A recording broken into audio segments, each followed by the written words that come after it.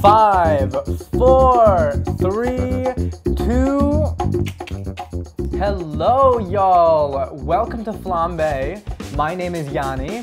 Today, as a part of our little Eat on the Cheap kitchen talks, we're going to be discussing meal preparation, the thing everybody wants to do, but nobody does successfully. So whether you are working from home during the pandemic or you're going in to do your work, meal preparation is going to be a very important tool that you can utilize to help you save a lot of time during the week. People are doing a lot more cooking than they were pre-pandemic.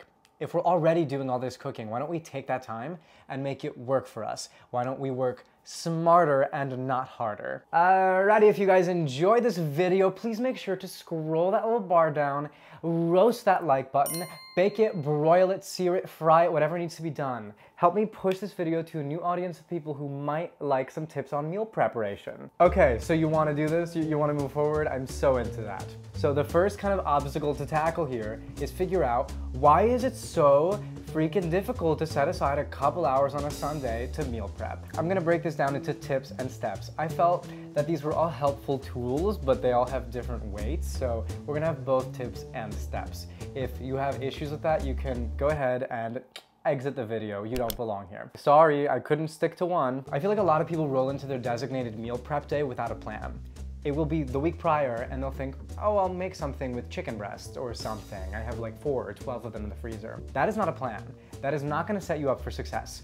If you can plan and schedule your corporate Zoom happy hour on Fridays at 6 p.m., then you can set aside a couple of hours of time on Sunday to make your nourishment for the week. So that brings me to step number 1. Set aside a time and a day to make your food. Do your little internet research. Grab that phone, tablet, computer, whatever you're watching this little person on. Use that to find out what you're gonna make. How long is it gonna take to make? Do you have any of the ingredients? If you have all of them, are you sure you have all of them? Do you want to run to the grocery store on Saturday at 7 a.m. for that one annoying but very vital ingredient in this dish? No, you don't want to do that. Prepare and actually prepare well. So this very important time management aspect of meal preparation is not only foundational for meal preparation, but it's also foundational for any other habit you want to incorporate into your life. This is true for exercise, for practicing piano, for working extra hours at the firm to get that promotion. So as one of my dear friends says,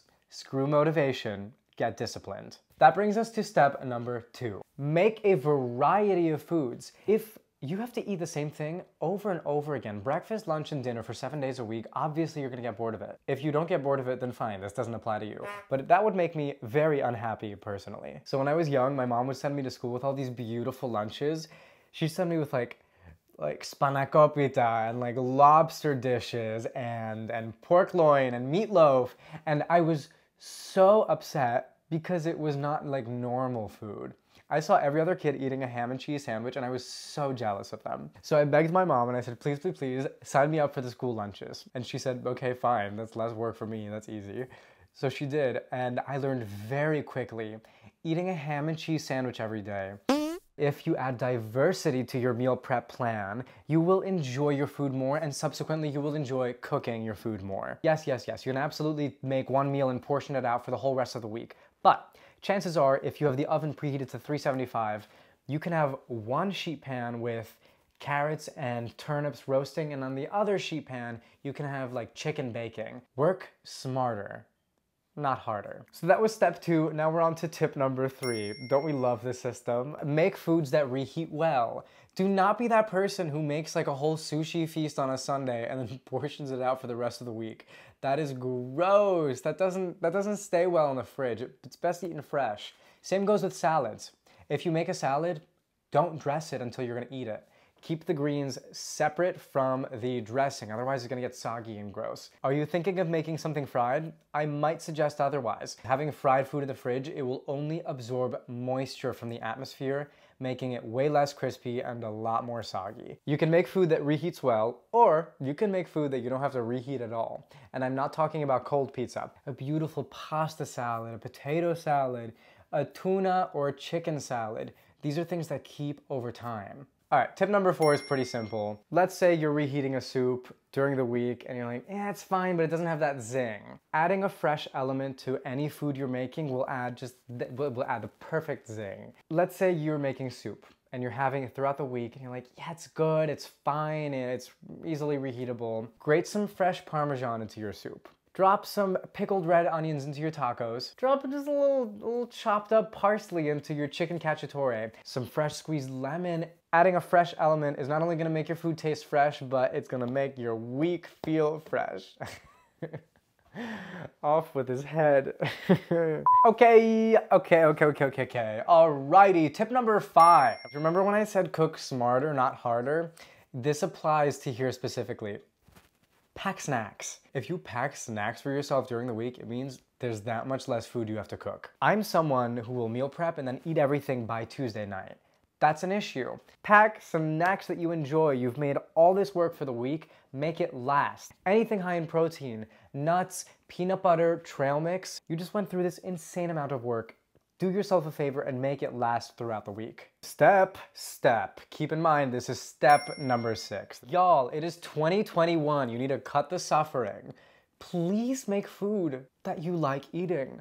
Stop making dry little salmon slivers and snacking on raw carrots. If you don't enjoy that, do not include it in your meal prep plan. Make good stuff that you'll enjoy and not stuff that's gonna sit in containers. Tip number 7. Uniform containers. The OCD person in me loves this.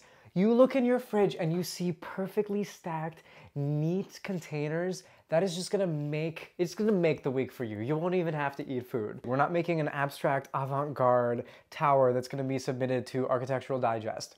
We are stacking food containers. Keep your fridge organized because that will keep your mind organized. Use consistent Tupperware containers. If that means using the same brand across the board, do it. Invest in some good Tupperware. Step number 8.